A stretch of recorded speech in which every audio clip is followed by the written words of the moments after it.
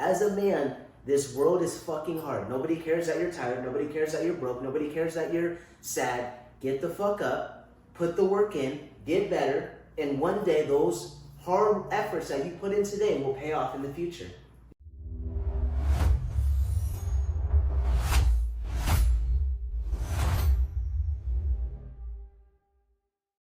Welcome to another episode of the Underdawgs channel. Today we're going to talk about your first 90 days in sales, how to get in sales and how to get started so you don't quit.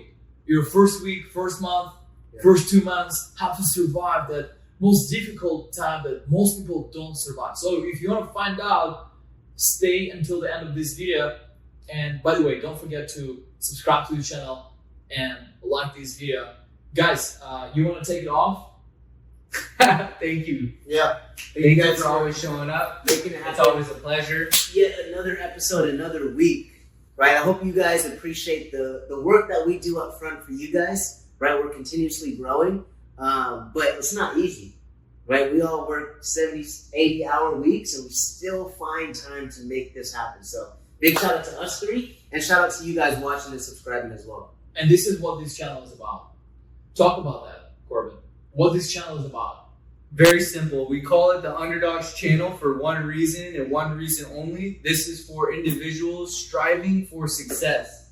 You may feel that you haven't made it just yet, but every day that you show up, every day that you're consistently disciplined and you continue to put the work in, like Brendan says, the daily inputs, you'll receive the outputs. You'll start getting closer and closer to the success that you always dreamed of, but you have to be willing to go through some challenges and obstacles and be considered the person that is left out, the underdog, the person that people doubt, that people think that aren't going to make it or you're not going to make it. But in reality, the underdog is the person that has the biggest heart to be successful in this world.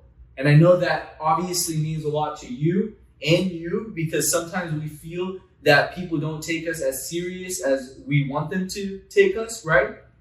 But that self-doubt that you have in your head is only because of the voice inside your head. If you continue to show up, continue to work on yourself, continue to put the output out there, you're going to be successful. Building off that, right? Hopefully we're attracting the right crowd where every single one of you guys feels like you're invisible, overlooked, like maybe you can't achieve certain things, right? You should take pride that everyone else feels that way towards you, right? All three of us possess this fire inside of us because we started out as an underdog, right? And we said, fuck the crowd. We're going to put work into ourselves and prove everybody wrong, right? So good, everyone sleeps on you. Good, everyone's doubting you. Good, everybody tells you, whatever the case is. Find this fucking fire that in the self-belief that you can put your mind to it and you'll find a way to make it happen. Yeah. Right? So I'm excited for this episode because again, we're not faking this. We're not talking about a topic that we have no experience. All three of us are a fucking underdog. We love every second of it. Yeah. And I was just listening to a YouTube this morning. I was watching something about being emotionless. And I was like, that's kind of weird because I always talk about being stoic, right? I always talk about how we need to be a little bit emotionless. And it was about Machiavelli in the book, The Prince, and how he said it's better to be hated than it is to be loved. And the reason it's better Say it one more time. Absolutely. It's better to be hated than it is to be loved. And why that's so important is because if people hate you, they fear you, and they understand that you mean business. When people love you, it's emotional, and they may one day not love you anymore because of what you said or did. And you'd rather be hated and just continue to put the work in and develop some sort of sense of, hey, I'm doing something for me, not to be loved, but to be successful in my life. So it's always better to be hated by the crowd than loved by the crowd, because love is emotional. I know Vlad wants to get into the topic, but I'll say one more thing. If you're not getting hated on a daily basis, you're not doing enough. Correct. If you're not getting hated on a daily basis, you're not doing enough. Super huge. You being hated on is you attracting attention. You have their attention, and that's why they're feeling some sort of way, commenting this. So seek hatement and just understand, okay, I'm improving, I'm getting better, I'm getting their attention, and keep pushing forward.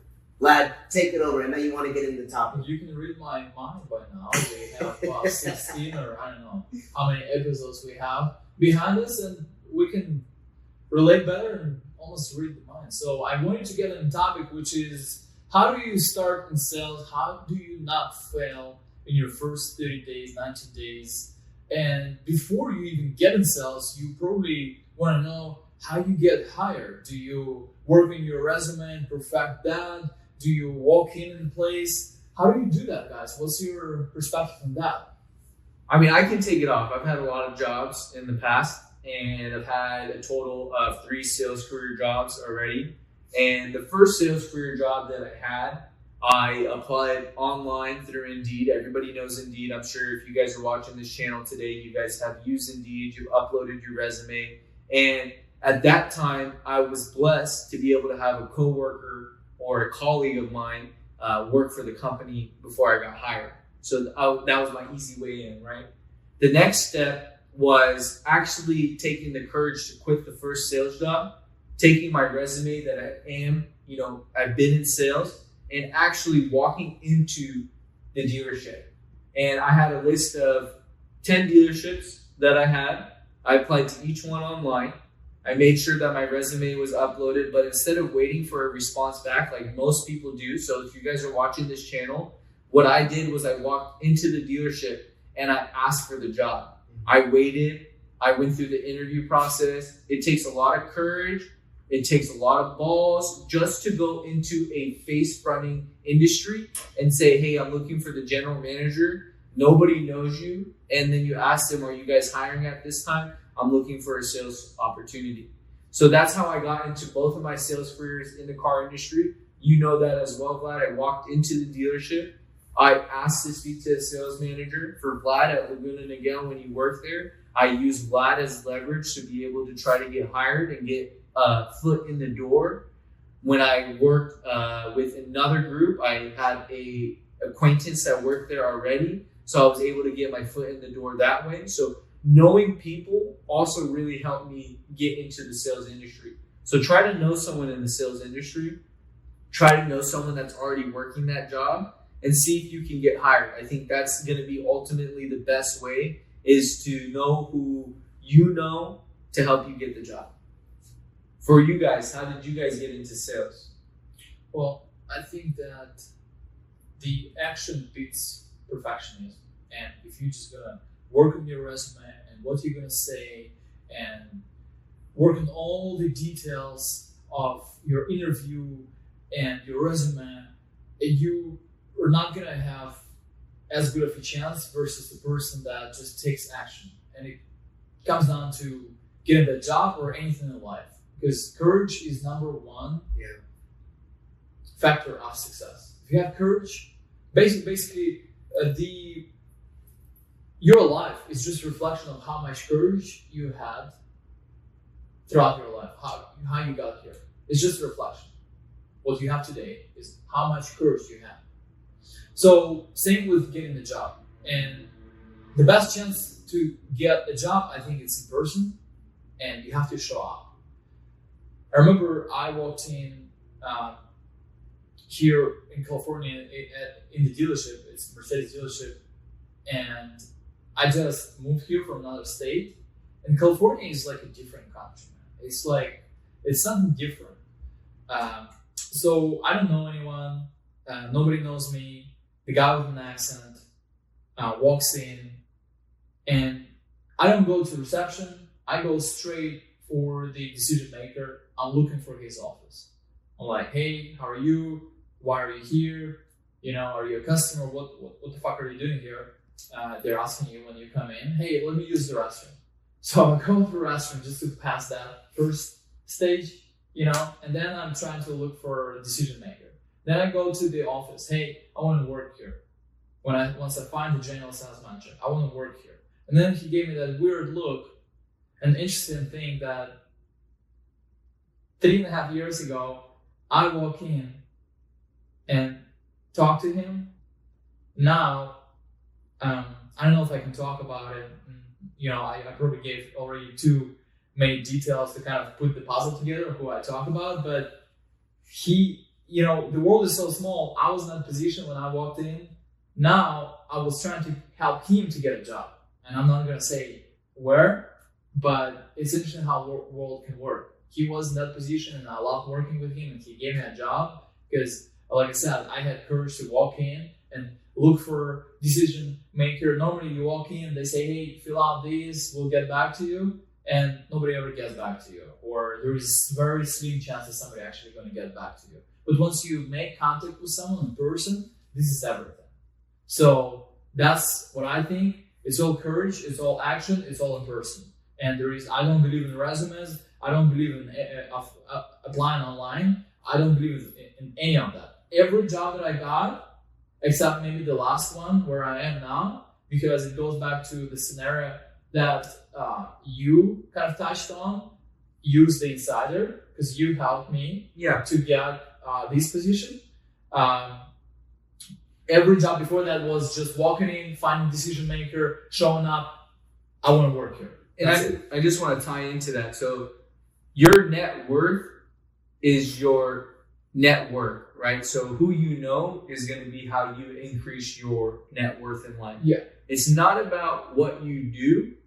Like the action's great and it's super important because that's going to lead you to the initial steps. But if you want that career change or you want a better opportunity, sometimes it's just who you know so they can open that door for you. And for you, Brendan, you've done a lot of jobs like you created these jobs yourself, right? You've been let's say sole proprietorship, right? You've done a lot of jobs just by yourself. How did you get into your industry in sales right now? Yeah, so I think the original question was how to stand out in an interview or get into sales or do something that will get you hired, right? I want to answer that question first and then I'll answer your question because I'm an SDR manager. So I'm doing the actual hiring of these reps. So I'll tell you characteristics, traits on the people I look for to bring a part of my company, right? So I tell everyone, presentation is just as important as hard work. Because if you're a little bit sloppy when it comes to your hair, your mouth, the smell of your mouth, the clothes that you wear, that translates to your other, habits and other factors of your life. So I tell every single person, presentation is just as important, right? Something that Corbin touched upon, go inside these corporations or locations and put a face to the name. Even if you submit your resume via LinkedIn or Indeed, go into that organization and tell them you want an opportunity to work there and showcase that you're there present. That's how hungry you are, right? That will skip you and get you to the front of the line when you have 300 people you're competing for to get to that opportunity, right? There's a reason why I hired this individual about 3 months ago. He didn't have the best resume, right? He didn't have the experience, but he was willing to come into Nuvei headquarters, ask for me, and tell me, look, I know I submitted a resume. I didn't even see his resume, to be honest with you. But might have not. Yeah, I probably wouldn't have, right? Because we get a lot of resumes on a daily basis. He came into the office seeking me, looking for me, and telling me I want to work here. I came into this office because I know how hungry and the value I can provide to this company. I hired him right on the spot, right? So presentation, going into that organization, right? And another thing is like having social proof or some sort of self-belief that you can add value to that company. Talk about your experience. Talk about who you are. Talk about your characteristics and how this angle that you bring value to this table and how you can push the company forward. Every sales leader or manager would love to have you a part of the company. So those are the 3 things I look for, right? And don't be afraid. Don't be afraid to talk well about yourself. Most people are like, I don't know, this and that.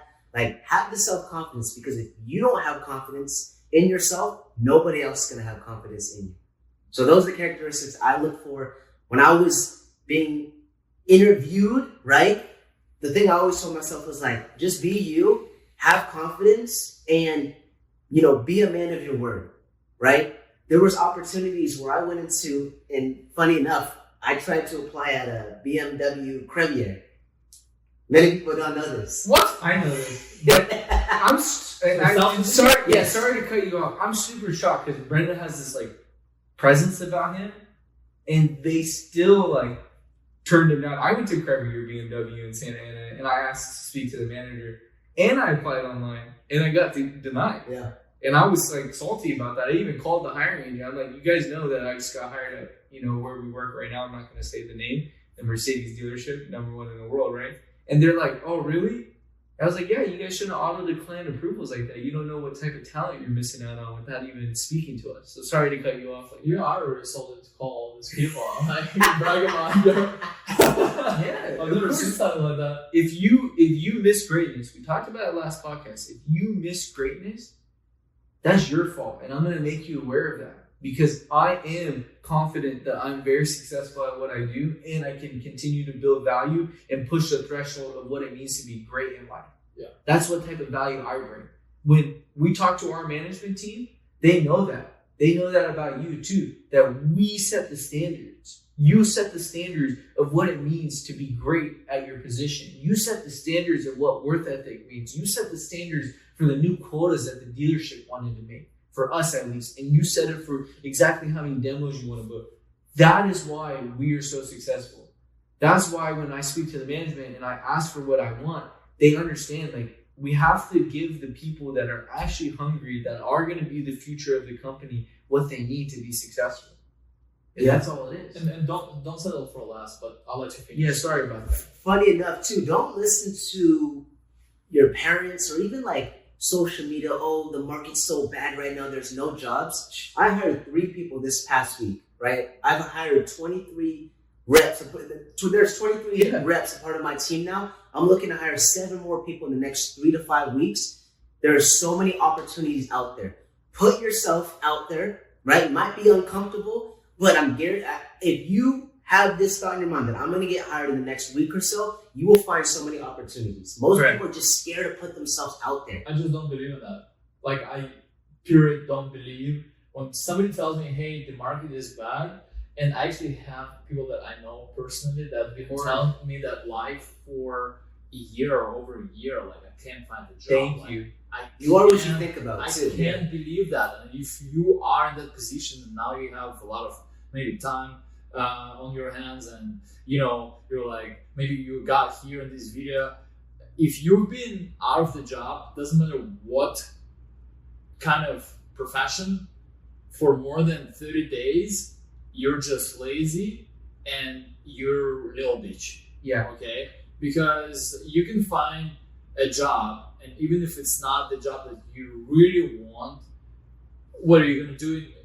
Like, sit in your mom's basement and cry about it? Correct. Like, you can't do that, and you have to take action. And I believe that if you take action, you're gonna get the job. And the one thing that I want to say, when we apply somewhere, like even where we work now, you have this idea in your mind, and you almost like perfect people, make like some kind of gods out of them. Like, oh, those people must be so good that they work there, because obviously it's #1 place in the world, and you think, oh, they must be so good. Throw all of that in the garbage. It's just people. Same with the people that make decisions. It's just people. Like you said, walk in the corporations. Yeah. Like, who gonna think that you can walk in Google in Irvine? Like, there is some corporate building of Google. I don't know what that is. It is. It's a corporate building, right? But like, I wouldn't think that that's a good idea to walk in. But you probably have more chances walking in there and talk to someone versus just emailing them a resume or applying through application. Just walk in. That's the new thing, is people are failing, like you said, and you just said that you're getting other people's opinion that the market's bad, but in reality, it's not true. Anybody can find a job. Anyone. You have to go into the organization, like Brennan said. You have to go into the corporation, like Brennan said, like Vlad said, like I said. You have to show face. They got to put a face to the name on the resume. And even if they overlook you, it doesn't matter. Every no, every door closed was just not the opportunity for you. So open up another door. Go take the chances to be successful where your value brings that company more value.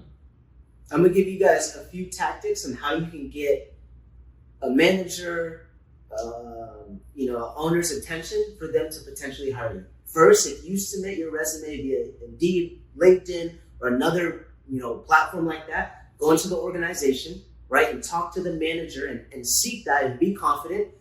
Cold call approach a decision maker who's a hiring person within that organization, right, and be creative and be confident with it, right, and then be persistent, right. There's people that sometimes I interview, right, and they'll call me back a day after, 24 hours after, send an email. Hey, had a great conversation with you. Look forward to hearing back from you and hearing some great news. I can't wait to add value to the company, right? Those little things go a long way because most people don't have a follow-up when it comes to something that they want, right? They just rely on one source, right?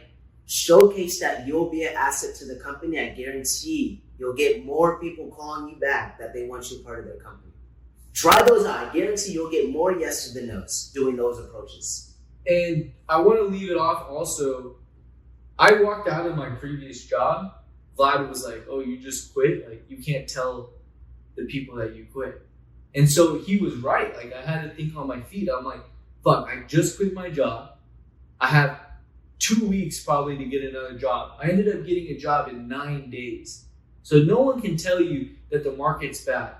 Like, I got a job in 9 days. I quit a job. I had nothing lined up. I got another job in 9 days after. And every single day, I woke up early. I had my resume ready. I put my shirt and tie on. I met with you in my suit. And I drove to every place. And I didn't take no for an answer. And I just showed up. Even on July 4th, on the busiest weekend in our industry, I showed up and showed my face, even though they said no to me that day. Didn't bother me. Yeah, it's interesting because the economy is not great right now.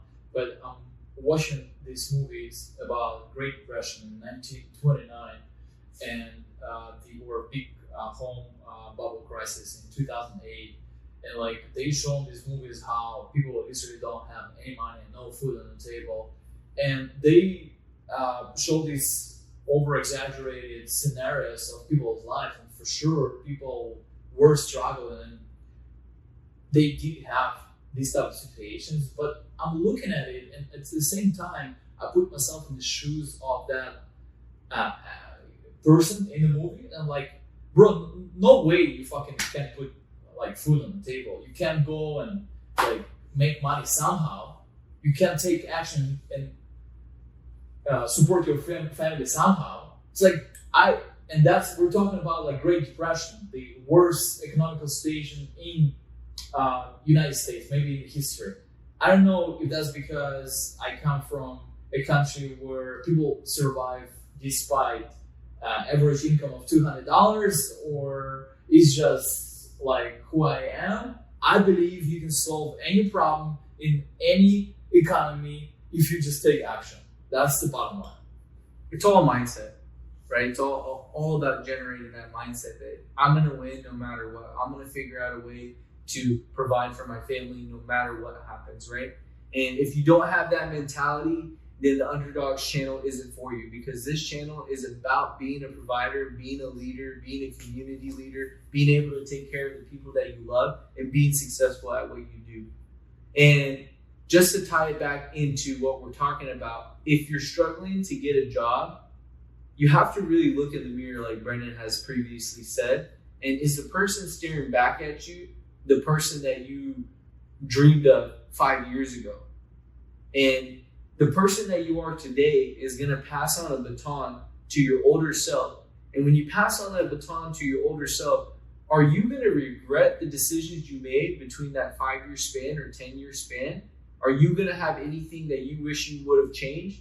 And if you do think so, just remember that older version of yourself is going to either be thanking the younger version for the stuff that you did, or it's going to be like, man, I wish I didn't do all that shit and I started making better changes earlier on. All right, so they had the courage to walk in or got the job in sales. And we're talking about different type of sales: cold calling, physical location, real estate sales. What do you do in your first 90 days? You guys have any ideas?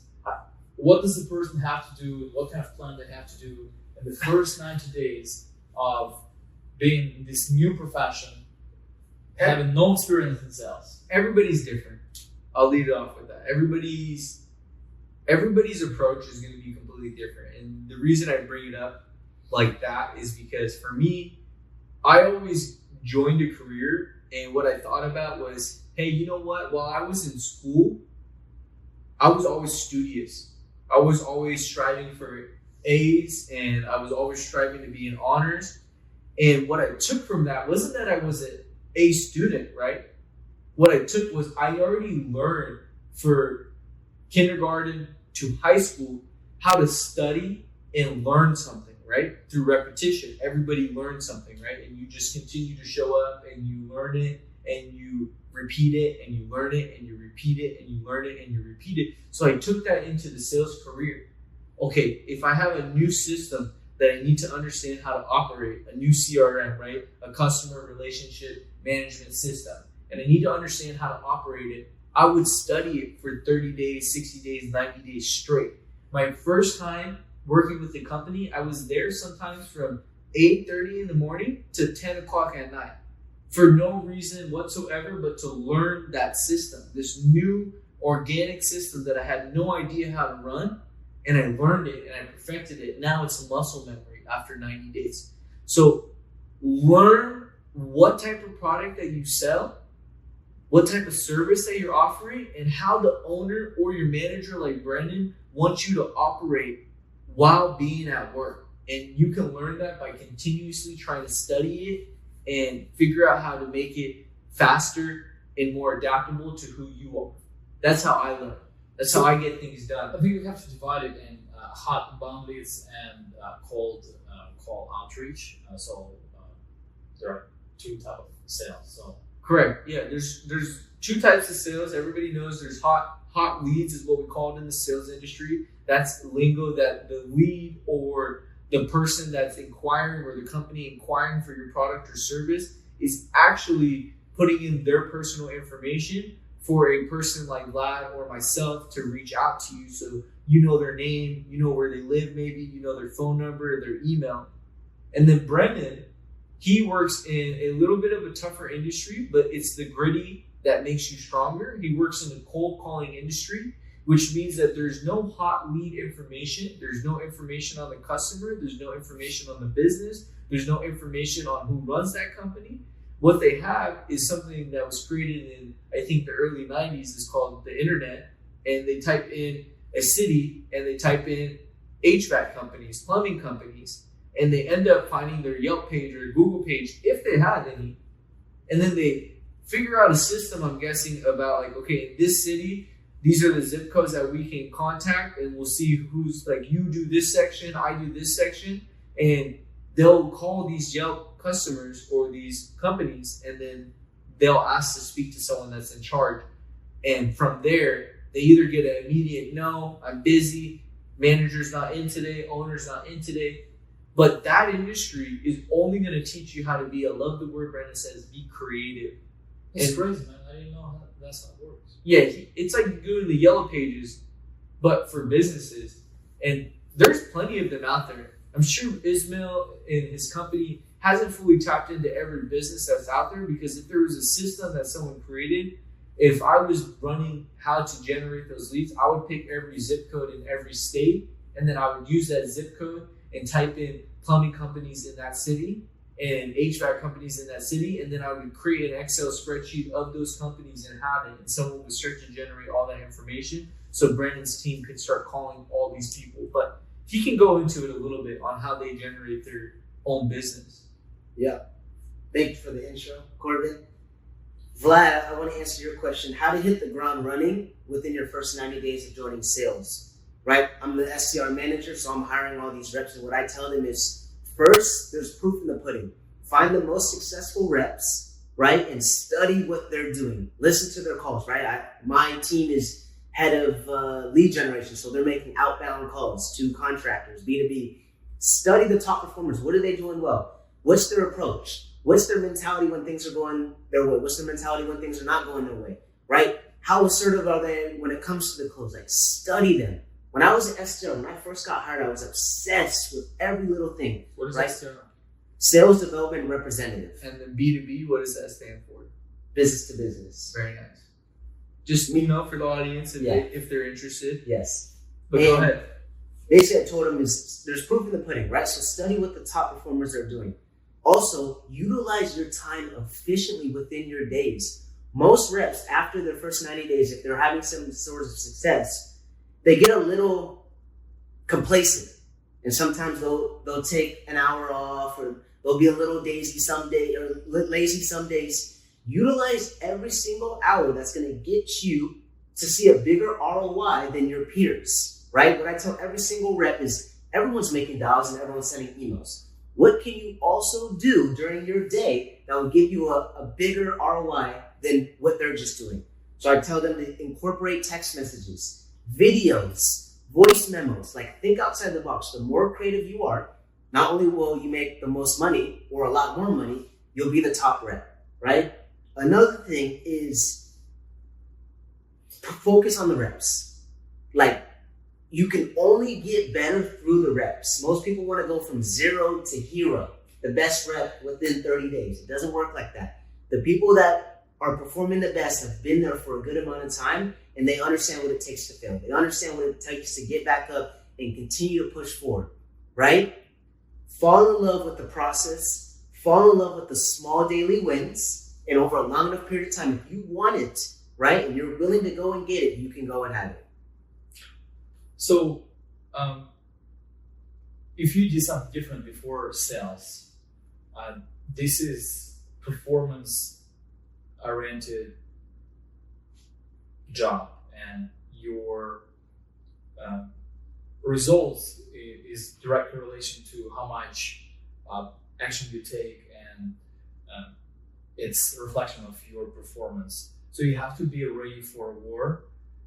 But when you come in a new place, let's say that you have 20 reps dialing the phone like crazy and texting, and you kind of watch everyone, you do the same thing. Yeah. And yes, it makes sense. You kind of have to watch what the top performer does, but you could also be the person, if you're creative enough, who sets the new standard. So what I would recommend doing is to have system to your day. Write down all the sections, time blocks of your day, and you have to try different concepts, not necessarily what everyone else does. You have to time block. Okay, I have 30 minutes for this activity, for cold calling, searching by Google the HVAC companies or decision makers, wherever that sales industry is. So I do that. Okay, 30 minutes. Reaching out to people on Instagram, DM. Okay, boom. 30 minutes. Posting in Facebook groups. 30 minutes, or wherever it is, 1 hour. Going out there and knocking on people's doors. If you're in real estate or solar panel sales. And if something works for a person, for a top performer, by making 100 calls a day and book an appointment, it might not necessarily work for you.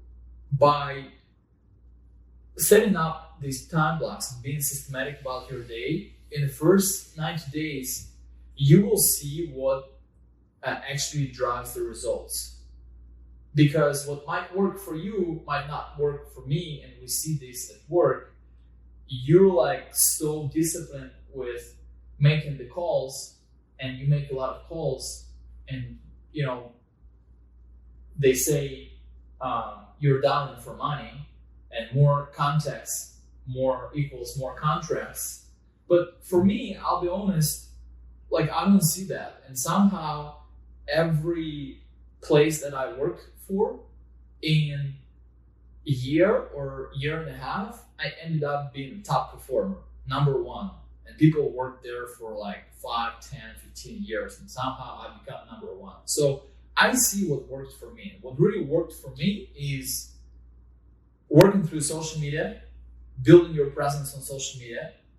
I was one of the first in car business back in 2016 who started doing the Facebook targeted advertisement, car dealerships. Nobody did that with videos and like throwing myself out there and running ads and having the management and the dealership pay for my ads, and then tapping into my community with people, working with people that speak the same language, that have the same culture. So that would work for me, and I'm focused. I'm all about 80-20% rule. Why would I do something and put 80% of my time into something that only brings me 20% of the results? You want to do the opposite. You want to do only something that brings you 80% of the results and maybe consists of 20% of your effort. So when you do this and you test, you will see what works for you, and then you go all in. I want to build off what Vlad says. Understand what your moat is, right? Your competitive edge among your peers. Vlad was willing to put himself on camera, was willing to build an audience that he can now leverage and help him get a book of business and get more leads in and get more closes, right? For me, I'm comfortable being on the camera. I'm a manager, right? So I don't really have to perform as far as like bringing, a certain amount of book of business into the company. It's more so my team. My performance is based on my team's performance, right? But one of my big objectives is to hire a certain amount of reps in the next coming months. And one thing I've been doing is leveraging social media like Vlad, understanding my moat. I like to be on camera. I feel like I have a good personality. My presentation's on point. I have started documenting me cold calling and getting rejected on, hung up on, cussed on. Sometimes I get closes, right? But the coolest thing about it is... Close. What do you mean close? On closes. You haven't seen me close? No. Yeah, he's closed a couple of demos. You don't watch it though. Regardless of, right? It's funny that you say that because most of the most viewed videos or the most interactive are the ones that I get rejected on, not the closes. So it's funny. Well, that's the truth of sales. Yeah. That's the majority of your time. And then you dial out of 100, you get one, and that's where you get paid. Yeah. But I'll send you a video of me closing so you see. But basically what I was saying is take advantage of your moat, right? And I've been creating a personal brand that I can leverage people watching my videos to bring into the company to me build a bigger team, right? So understand what your moat is, take action, and go balls to the wall with it. I love it. So what's the next topic for a young individual looking to join the sales industry? So we went over how to get hired or how to show up. We went over your first 90 days in the industry. What's the next big topic that a new sales individual who's looking to change their life needs to focus on? It's building systems, man. It's all about systems, right? If you don't have systems, you won't survive, because this is entrepreneurship. And when you work in sales, you probably had a wage where you get paid for something that somebody else manages your time and tells you what to do. Here, in most of the sales jobs, you get to decide, not every sales job, but in most of them, you get to decide how to bring the results. Because the reason why nobody demands from me certain metrics at work when everyone else get like, hey, why didn't you make your 20 calls, 20 texts, 20 emails? Like I took the least amount of those. The least. Nobody tells me that. Anything. Ever. Why you didn't set an appointment? Why you didn't do calls? The reason why, because I bring results. So you have to build systems and focus on the result. Not just, okay, I have to make 100 calls. I don't care about all that. Like how you make a sale, how you get a result. So, and that's all systems. Like reach out to 5 previous clients, call 20 people that works for you, make a post on Instagram, and figure out your system and then just repeat it and then be consistent with that. And that's it. State your question one more time. I'd say I can't even, honestly, I can't remember what I just said. What did I just say? It was You listening to- asked, How did you you see asked that? how to. No, So there you was passed something your I said. 30 in 90 90 days. days. What do you do next? How do you succeed? How do you succeed? I'll say this, right? If you get hired and you're like, okay, I've studied what works and what doesn't, the most important thing is you got to build yourself. You got to build your mind. There you go. You got to build That's the what I was looking foundation, for. right? Because the reason why Vlad was able to go into that organization and be the top rep within a couple months, same as Vlad, same as myself, is because our mind is stronger. Sales, you're going to have highs and you're going to have lows. The people who are able to weather those storms and continuously show up, get better, and separate themselves from the pack is because of their mind, their mentality, their mindset. Telling themselves, I gotta find a way. I'm going to find a way. I'm gonna get this closed. Instead of, dang, this sucks. Dang, I want to go home watching TV. Right? So build your mind. How you build your mind is having that self-confidence in yourself. Going to the gym. Right? If you look yourself in the mirror and you're proud of who you see, not only are you more confident, not only are you more accountable, disciplined, but your mentality is like, okay, like if I look good, I can perform better, right? Your competition is not doing the things necessarily as far as investing into themselves to continue to be the top rep. Only a small percentage. So if you're willing to do that hard work of building the foundation for your life, you can go from a nobody in that organization right to the top number 1 or 2 rep. You know what I find very difficult? Because there are sales jobs where you work in a team and at your company, you sit in a room of, I don't know, 20, 30 people or whatever, and you're like showing up at the gym and you see other people working out and it's sparking you up to work harder. Same at the dealership, you show up and you basically mirror in your environment, even if you don't know. And it's easy to just follow what everyone else is doing. And if your environment is weak, it's going to make you weak. And we have the opposite situation when the person is just by himself. If it's insurance sales, if it's real estate sales, most of the time it's just you in the morning. You wake up. Now you have to build your own system and schedule for the day. You don't show up in the office. Like, that's a lot more difficult, but it also has its advantages where you kind of don't have to fit in and you put your own standards. And the higher you put those standards, the better it's going to be for you. But like, you want to talk about that, how it affects you and your performance? Because I see the biggest problem in this type of group situation when you show up and you work within a team, that people just start to mirror each other. And if the culture is bad, is lazy, people like to chat, people like to socialize, discuss the sport event they went to or they're going to watch tonight, it's going to make you weak. So how do you isolate? I think one thing about me, I was always good at just isolating myself from everyone and not giving a fuck. People think that I'm not a fucking nice person or something a lot, or I don't like to talk. I love talking. I love socializing. But at work, I just like all focus.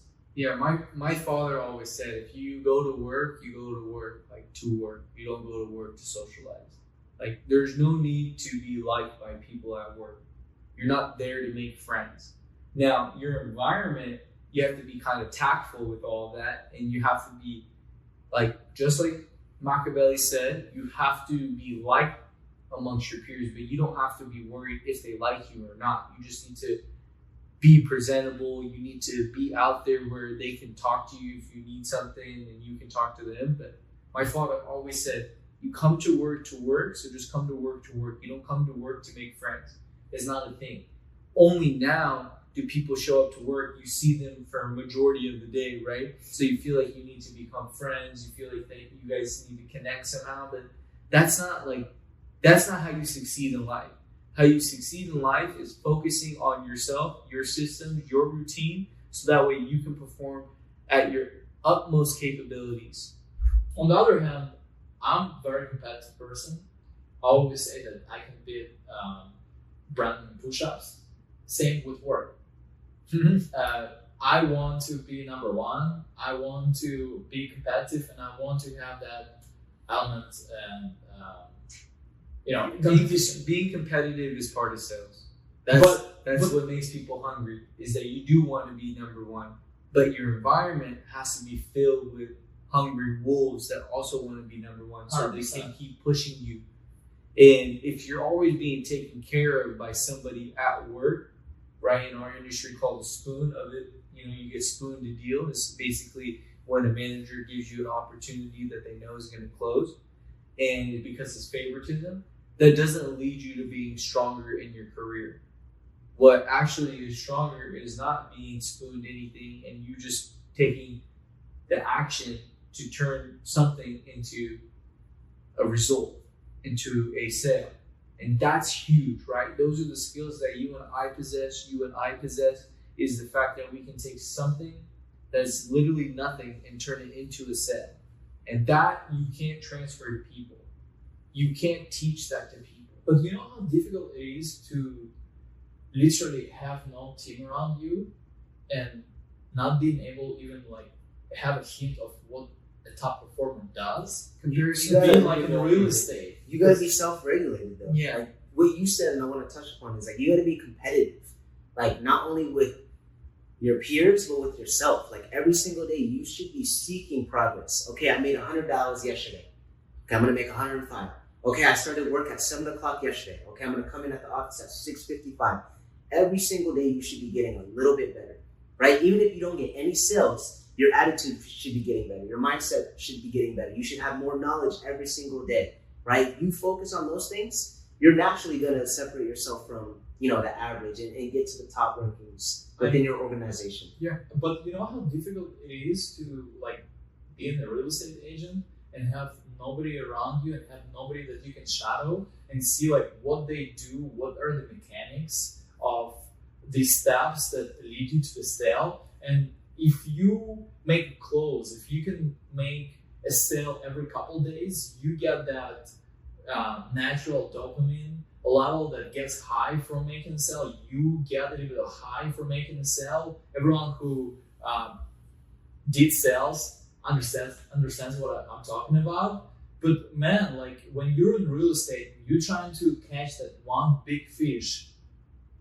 and that fish might only show up in terms of selling a house in 3-4 months, and you have to do the same thing every day.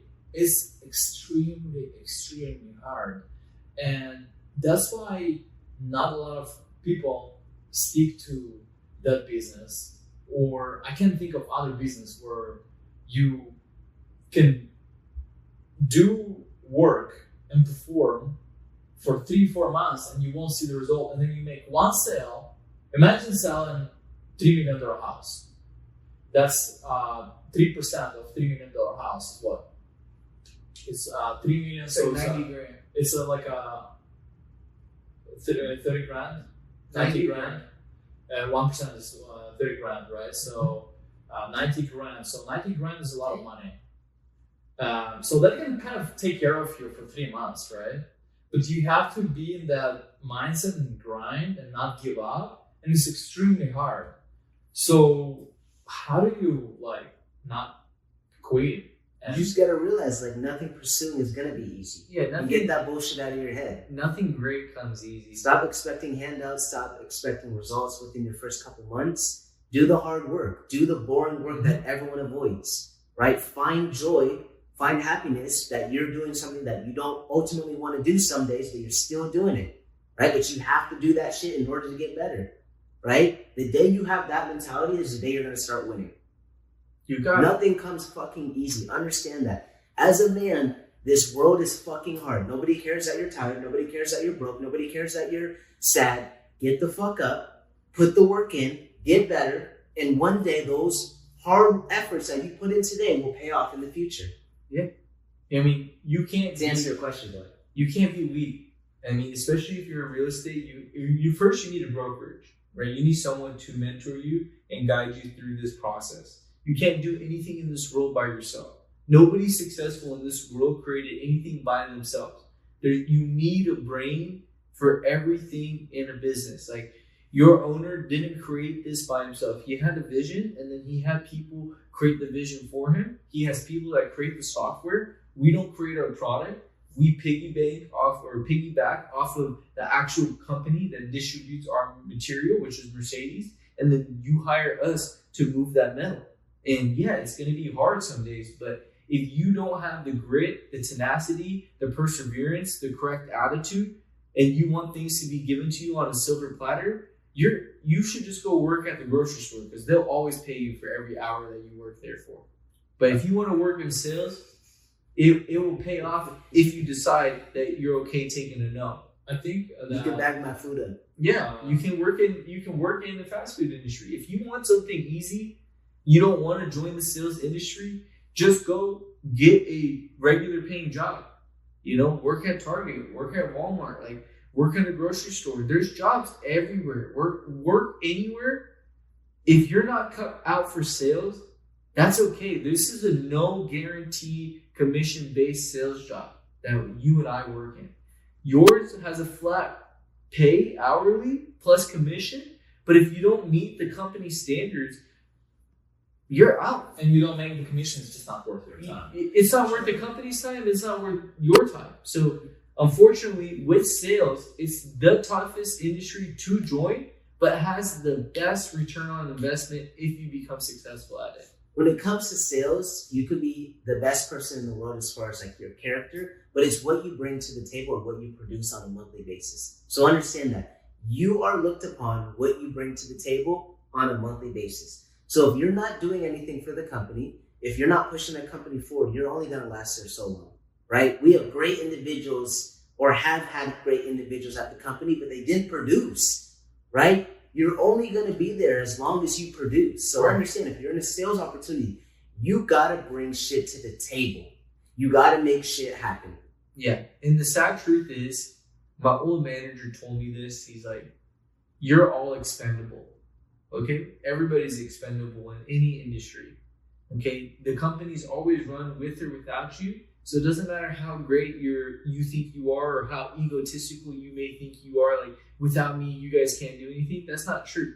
Like, you may set the standard, but remember, you do this for yourself when you join sales. You earn that commission to take care of your family because you're working hard at striving for success. It's not for anybody else. The company just pays you for your results because you are good at what you do. So you get paid adversely for what you bring to the table. But remember, you are expendable. Any company will function with or without you. When you die, they don't send fucking flowers to your grave. They don't give you time off when your family passes away. And if they do, it's a small amount of time. And then if you can't come back to work, have a good day. We'll fill your seat with somebody else. So we have two scenarios. We have a team, you show up and you perform and you're within the group, and it helps if you're a competitive person, right? Mm-hmm.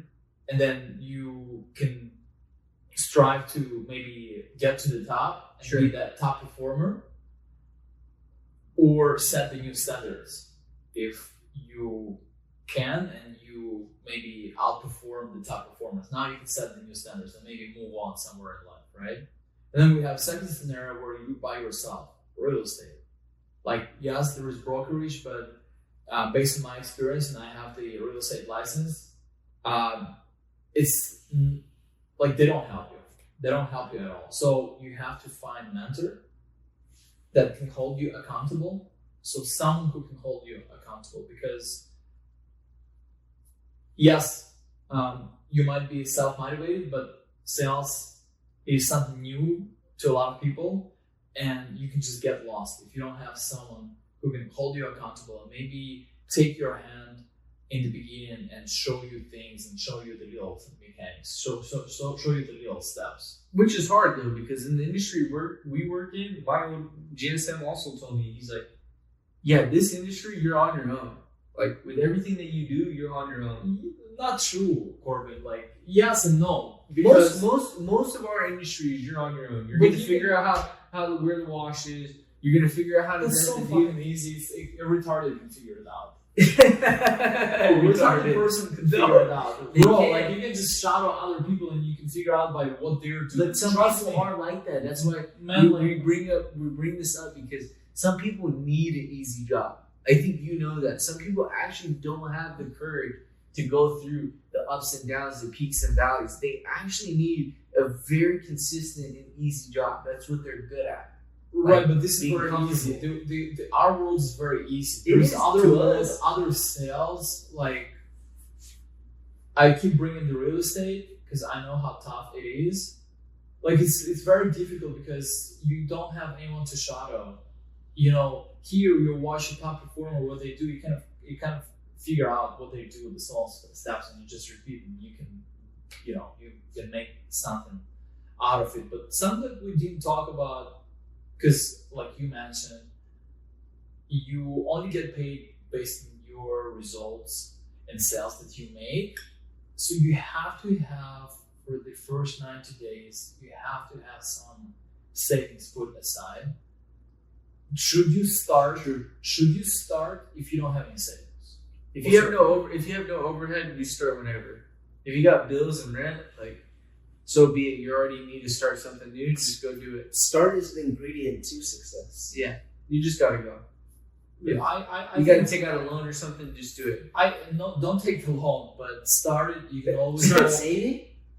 No, I say that you should start it. You should if you're under If you don't have 30, any money. Start what? Sales? Yeah, like Yeah, what happens just- if you have no money and then you want to start sales and you have rent 'Cause and bills due anyways? Shit, you gotta start. You gotta start somewhere, right? You should have started yesterday. Yeah, like you gotta Yeah, but what start. if- what You're if- not gonna get paid. You're not gonna get paid based off your hard work and labor in any other industry besides sales. Yeah, but what if you can make a sale for 2 months, like, and you can only get paid in 2-3 months, like in real Then estate? you need a second job. You need to dive deeper. But then you can't do the You first gotta job. dive deeper. You gotta dive deeper. Yes, you can. Every successful If there's a person- way, there. Yeah, there's gotta be a way. Our Yeah. grandparents and our parents, they didn't fucking come for money. Your grandparents didn't come for no money. There's a way. Your Like, if you needed to great-grandparents make an didn't extra come from money. $5,000 a month. You'll and figure it You out. had to figure it out and had to do that. This You would is find a way. This is the underdog Especially for channel. your family, right? When you had to make it happen, you would find a fucking way. Yeah, this is the Underdawgs channel. This is not the I'm a bitch channel and I'm worried about what's going on in my life. No, this is the Underdawgs channel. This is for the person striving for success and has to run through fucking walls. So you say burn all the bridges, just fucking start it? Just go. I got told I'm sitting in the kitchen on I think New Year's and I'm looking at my roommate who's taller than you and you're tall. He's 6'4". I'm going out to Vegas with him next week for my birthday. I'm 6'3". He's Okay, 6'4", not I much. said. He's not that much. Maybe he's taller. 6'5", whatever. I'm looking at him and he's like, Corbin, you told me you're going to quit your job and go into sales. And I'm looking at him like, what do you mean? He's like, yeah, you told me last week. I don't believe anything you're going to say. And then that day, the next day, I quit my job and I applied online and got a sales job. Good. How many years ago was this? 10? 3 years ago. Because remember, I was on felony probation. I was on felony probation I for 4 years. I thought you were 40 years old. Like, Oh, wow. So I was on felony probation. So I'm only 32, Jack. I just got the opportunity to work in sales 4 years ago. Yeah. How old are you, Otherwise, Brandon? I wouldn't I'm be able to. 27. 27. Okay. Yeah. Couple years younger than me. Yeah. That's fine. Couple years. I'm 28 in 2 days. Dang. I'm gonna stay 28 for a long time. Like next 4 years, I'm gonna keep saying I'm 28. Once I hit 30, I'm not gonna tell anyone. I'm just gonna be like I'm 29 until I actually look 30. You know, nice thing about sales that you can start sales as Any age. whenever you can start working legally, you can do sales. Even if you can't work legally, like you can find a way to make money in sales. Yeah. It's Yeah. all about action. There's beauty in sales too, right? And I want you guys to understand, regardless of what sales industry you're in, it's the skills that you learn are so transferable that will make you successful in anything you put your mind to. right? Persuasion, communication, persistence, thick skin, discipline, like all the things necessary for you to like be successful again comes from sales, right? You have to go out there and hunt leads, kill it, and do that on a monthly basis, right? And then after that month, you go back to zero. And that's every fucking month. So just understand, like, sales is where everything is at, right? Because behind every successful business, behind every successful owner, behind every successful person comes down to sales. They were selling something. They sold something, right? So just understand that, like, fall in love with sales and it will pay you so well. Everything is sales. I mean, you can go get a job at Ashley's Furniture or Lazy Boys and you're considered in sales. Everything is sales, like Brandon said. Nothing that you see in this world wasn't created without someone selling it. So nothing that you see in the world was ever created without someone selling it. And then there's processes and systems to it. I love it. Right? But I got a question for you. Go ahead. How many pull-ups can you do? Right now, the max pull-ups I can do is 15. I think that if I put chalk on, which I got chalk last week, I'll be able to rip out 20 now. Okay. Okay. But real pull-ups, not no like I'm gonna flop around type of pull-ups like Vlad does. Vlad likes to kick his legs and stuff like a frog. How many pull-ups can you do, Vlad? I can do 15. What about push-ups? With frogs. What about push-ups? They're like I kick in the air like I'm a fish or shit. How many push-ups? I can probably do, right now, I'm not in best shape, I can probably do 75 to 80. And I'm humble. I'm gonna do like 40, 50. Like I stick to that amount. What do you mean? Like you can't do 80? I don't push past it. I mean, we could, but I never do. I always work out to train to be fit and do multiple sets, right? Yeah, but I think you can do 70 push-ups. Maybe I could, but I definitely do them in, like, I like to do reps, right? Like, I like to do sets of 25, 10, 15 times. Should right? be like Endurance. No, we're not doing no fucking push-ups in these suits. Jesus Christ, this guy wants to work out again. You work out this morning? Yes, I did. Did you work out yet today? No. Oh my God. No, Brandon works out at night now. Yeah. And everybody has... Hey, let's keep the question, how many pull-ups you can do, Brandon? The most I've ever done is... No, not most that I've ever done. Right now, bro. 25. Full pull-up extensions? Yeah. I believe Where's it. the fucking bar? I believe it. What type of pull-ups though? Like this way or like this way? This way. Okay. These chin-ups aren't pull-ups. That's easy. Wow.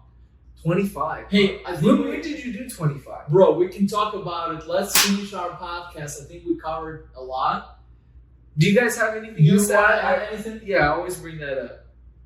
You guys want to leave the audience with anything?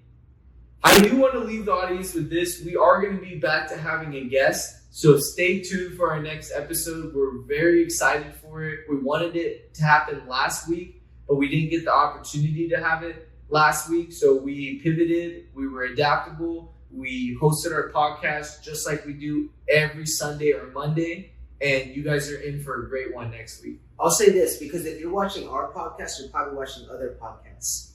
It's great that you're watching us. And it's great that you're seeking knowledge. But just understand, for you to go to change your life from the person you are today to the person that you strive to be, right? It's through action. It's through work. Right? So don't feed yourself like, okay, I'm improving every single day because I read a book, because I watched a podcast, because I learned something. Implement that. The biggest thing people miss nowadays is the execution part. There's a plethora of knowledge and information out in the world right now. There's a lack of execution out in the world right now. Find a way to fucking execute. Find a way to take the first step forward, and you will get better on a monthly basis or even a daily basis. Execute, right? That's what I want you guys to get from every single episode, regardless if it's us talking, our guests, or whatever. Execute on what you want. I love it. You're going to finish on this note. Yes, and you're one step away from being the person that you want to become. You just have to pivot and make those decisions. And it needs to be with execution, like Brandon said. I'm going to finish it up with 3 words. Courage, execution, and action. We'll see you in the next podcast.